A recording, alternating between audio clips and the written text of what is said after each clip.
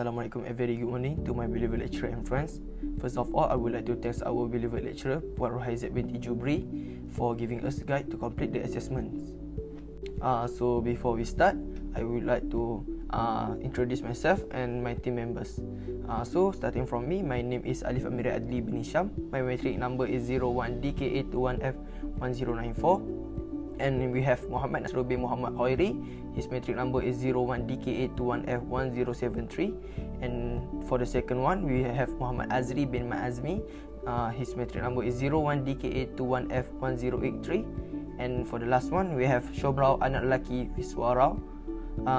His metric number is 01DK821F1092. Okay, so first I will tell you about the problem statement that we get.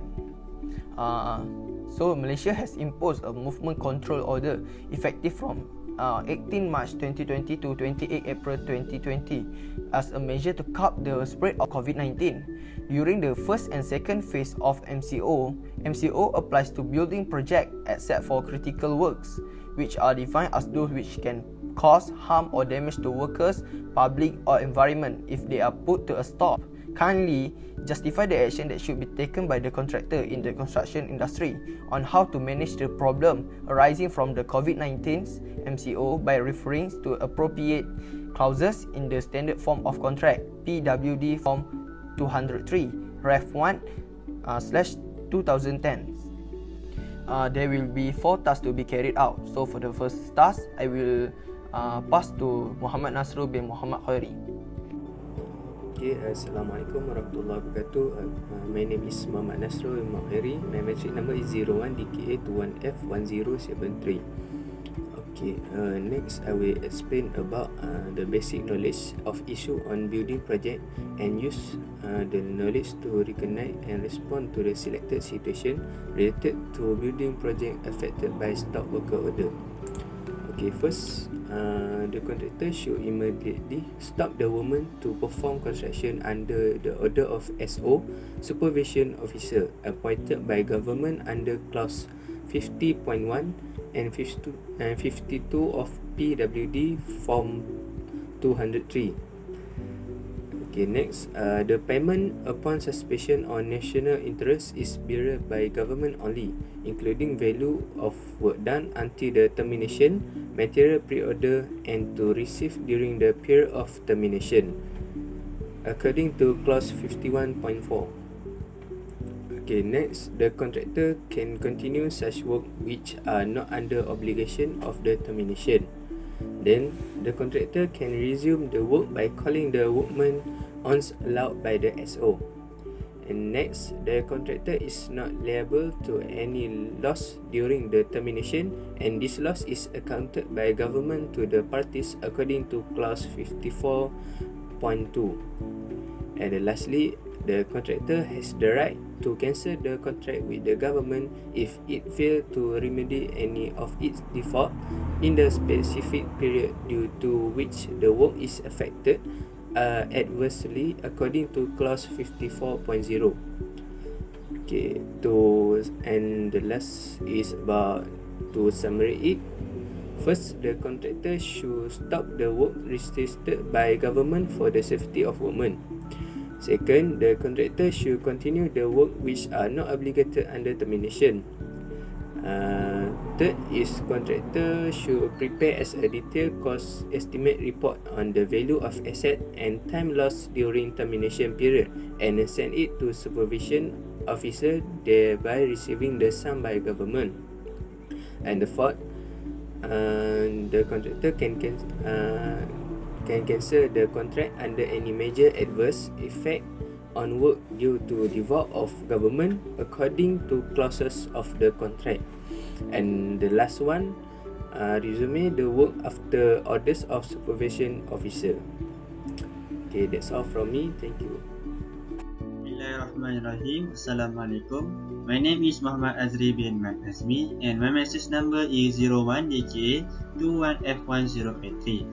Okay, I will explain about task 2. Okay, from task 2, student need to describe and adopt ethical concept by identifying the cause that harm or damage to the workers, public or environment due to stop work order.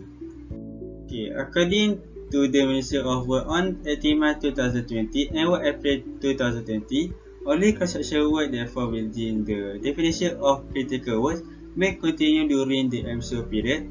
All other construction and maintenance works are required to be suspended. Okay. For the first, under common law and the past contract are contractors allowed to claim for loss and expenses. Okay. Generally, the right to claim for loss and expenses is a contractual right. There is no common law remedy to claim for loss and expenses. Clause 24 of past subcontract allow the contractor to claim for loss and expenses. Okay. Second, because of MCO, contractors are still spending on non-productive resource. The plant and equipment, including payment of rent, the way to recover from such loss and expenses. First of all, you need to determine if you have the contractual right to claim for loss and expenses arising from the COVID-19 MCO. Okay, assuming that you have the right to claim, we advise that you submit your claim based on the term and condition of the contract. Okay, the third, the example of item that can be claimed as loss and expenses arising from the MCO is demobilization and remobilization costs, site staff salaries, accommodation, utilities, rental for forklift, excavator, other plant and equipment, rental for sheet pipes, scaffolding, cost and extended insurance coverage. Okay, for the last, the contractor claim for the loss and expenses truck contractor are risk. Insurance depends on the term of the concerned CR insurance. Generally, a car insurance a CR insurance policy cover only material damage and third-party liabilities. Insurance only cover to insurance in the insurance suffers any unforeseen and sudden physical loss or damage. The insured event are likely events such as earthquakes, volcanism, tsunami, storm, floods and landslide. Okay, our opinion is that loss and expenses arising from the MCO are unlikely to fall under the coverage of CAR insurance because these expenses are not related to tangible damage to property. Okay, that's all from me. Thank you. So for the task 3, students need to evaluate the causes and to propose approaches that can be taken by the contractor. So as we know, the movement control order was effective from 18 March 2020 to 28 April 2020 as a measures to curb the spread COVID-19. So we want to know causes and propose approaches that can be taken by the contractor. So as we know, due to COVID-19 virus, the above mentioned remains non-working. So the critical stage work are going to be finished as soon as possible with all COVID measures. By referring from the contract PWD Form 203 Ref 1 2010's 43.0 delay and extension time. By referring this 43.0, the project will be extended by 2 months without any penalties. So the contractor no needs to worry for those who are going to pause their work on immediate actions. Contractor also must provide food facilities to the non-working labour for this whole duration. Other than that, if someone who really need to work at the site, they must follow the SOP. So there is 5 SOP that we should follow. So for the first SOP, people must follow social distancing with the maximum distance given. Number 2, people must not contact each other at any cost. Number 3, people must wear the mask and glove and make them clean thoroughly. Number 5, do not spit at public places. And the last one is use sanitize regularly. So with this, workers not possible to stop due to effect on so many people. So workers must follow the above conditions. That's all from me. Thank you.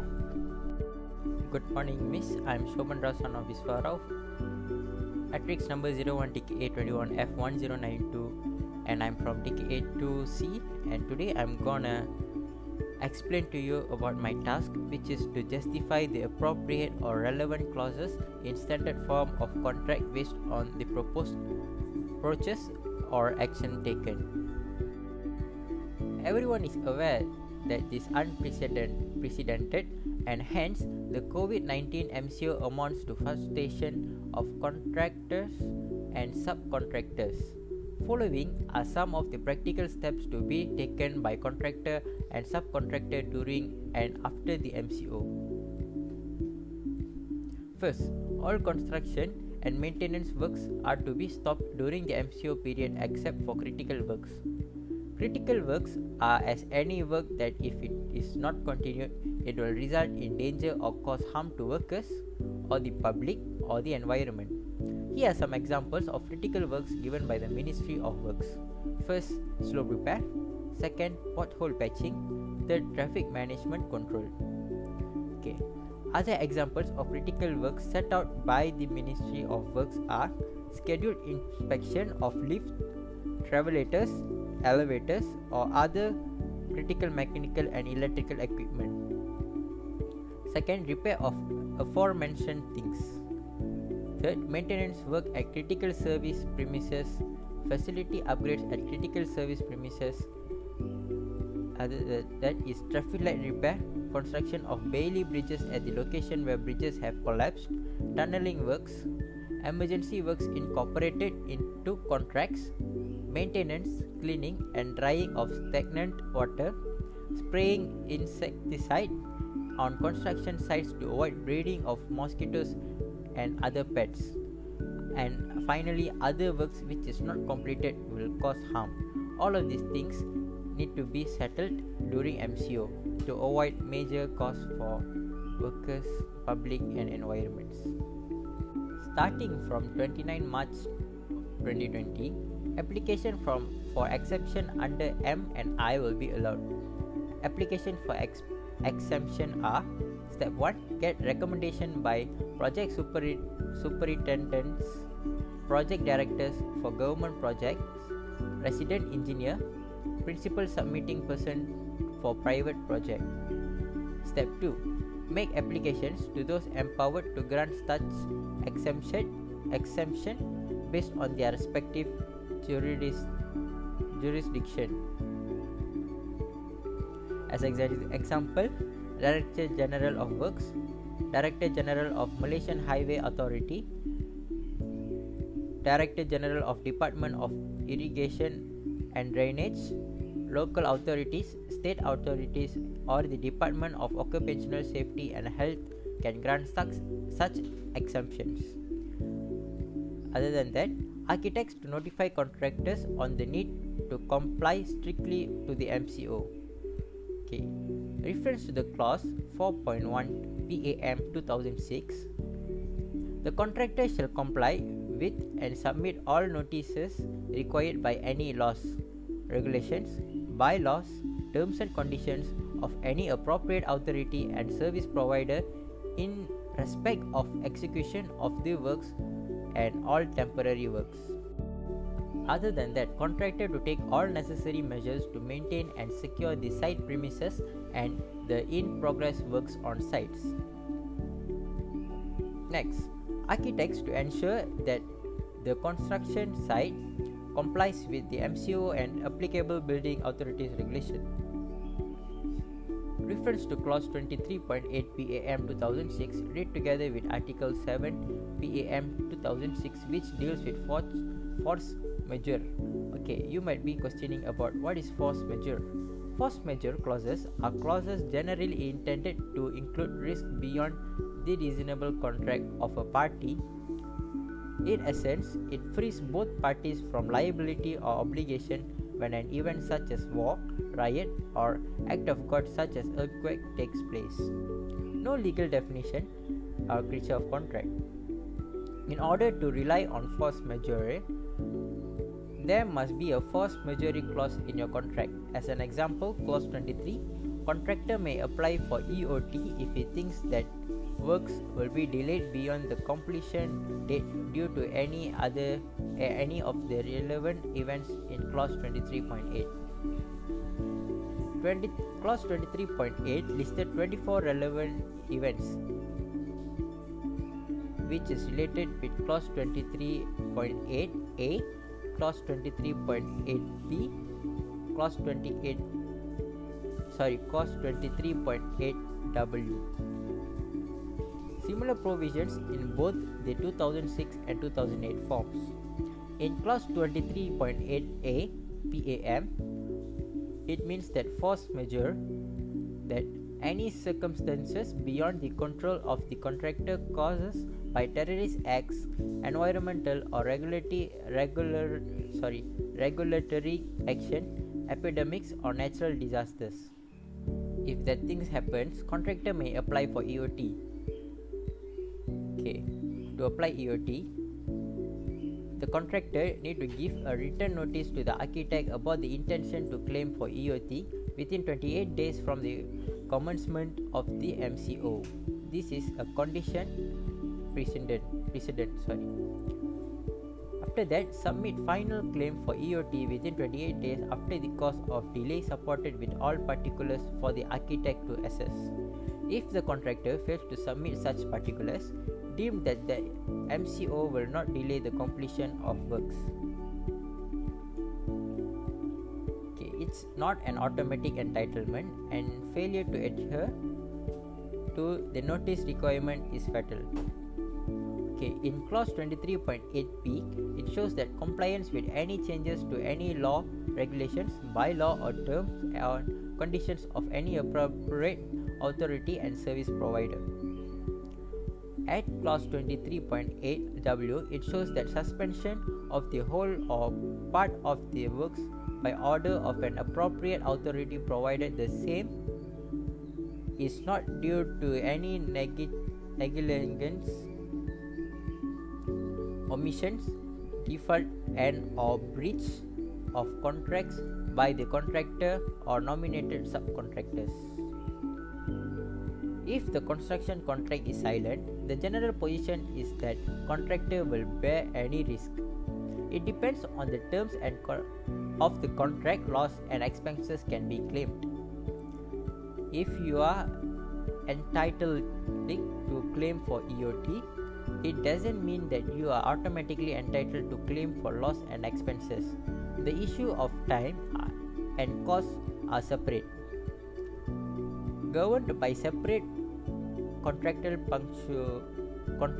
provisions. Okay, examples of loss and expenses that can be claimed are demobilization and remobilization costs, site staff salaries, accommodations, utilities, scaffolding, and cost of extended insurance coverage. In clause 24, it allows the contractor to claim for loss and expenses. In clause 24.3, there are listed 14 matters which may lead to claim for loss and expended. In clause 24.3n, suspensions of the whole or part of the works by the order of an appropriate authority, provided always that the same is due for negligence or omission on the part of the employer, architect or consultant.